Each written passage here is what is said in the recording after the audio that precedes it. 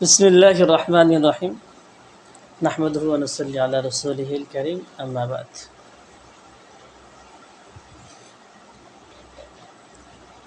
আজকে আমরা একটি হাদিস নিয়ে আলোচনা করব, যে লোকমুখে হাদিস নামে প্রচলিত আছে।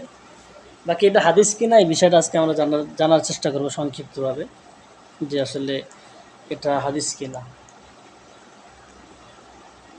কোনো জিনিস ভালো হলেই সেটা হাদিস হয়ে যায় না, কোনো কথা কোনো কাজ যদি সেটা রসুল থেকে বিশুদ্ধ সূত্রে বর্ণিত না হয়। এই জন্য যে কোনো হাদিস জানার পরে তার সূত্র সহি কিনা বিশুদ্ধ কিনা এই বিষয়টা জানা জরুরি। এই জন্য তো রাসূল সাল্লাল্লাহু আলাইহি ওয়াসাল্লাম বলেছেন, কাফা বিল মারই কাযিবান আন ইউহাদ্দিসা বিকুল্লি মা সামিআ। একজন ব্যক্তি মিথ্যাবাদী হওয়ার জন্য যথেষ্ট এতটুকু যে সে যা শুনে তাই বলে, সনদের তথ্য সূত্রের যাচাই বাছাই না করে সে বলে ফেলে। আমরা দেখব হাদিসের অসংখ্য কিতাব আছে, এমন অসংখ্য হাদিস আছে হাদিসের কিতাবে সংকলিত হয়েছে, বাকি সেটা বিশুদ্ধতার মানদণ্ডে উত্তীর্ণ না, এই জন্য এটা হাদিস হবে না। আজকে আমরা প্রচলিত একটা হাদিস নিয়ে আলোচনা করব। হাদিসের রাবি হলেন হযরত আব্দুল্লাহ ইবনে মাসউদ রাদিয়াল্লাহু তাআলা আনহু। হাদিসটা হলো এমন, মান ক্বারা সূরাতুল ওয়াকিআতি ফি কুল্লি লাইলাতিন লাম তুসিবহু ফাকাতুন আবাদান। হাদিসের অর্থটা এমন বলি, যেহেতু আমাদের মাঝে সাধারণ মানুষ অর্থটা ভালো জানেন। সেটা হলো, কোনো ব্যক্তি যদি সূরা ওয়াকিয়া প্রতি রাত পড়ে তাহলে দারিদ্রতা তাকে কখনো স্পর্শ করবে না। এমনও বল হয় হযরত আব্দুল্লাহ ইবনে মাসউদ রাদিয়াল্লাহু তাআলা আনহু তার মেয়েদেরকে প্রতি রাতে এই সূরা পড়তে আদেশ করেছেন বা আদেশ করতেন। আমরা আগে জানবো এই হাদিসটা হাদিসের কোন কিতাবে আসছে।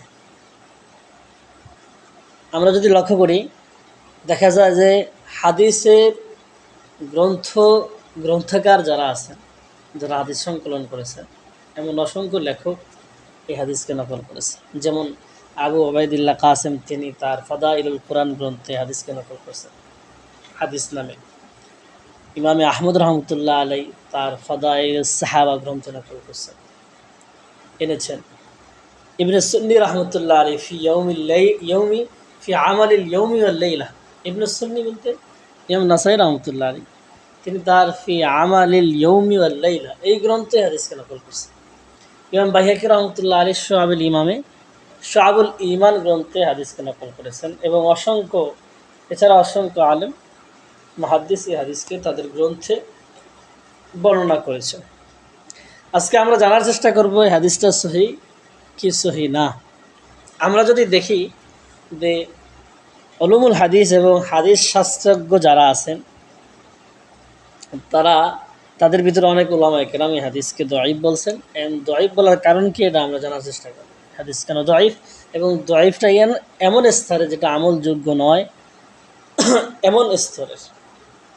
সব দঈফ হাদিস আমলযোগ্য না, দলিলযোগ্য না, বিষয়টা এমন না। বাকি যদি দঈফ হাদিসের ভিতরে এমন কোনো সমস্যা থাকে যেটা হাদিস শাস্ত্রের আলোকে সেই সমস্যা বলে বিবেচিত, তাহলে ওই হাদিস দঈফ হলে গ্রহণযোগ্য হয় না।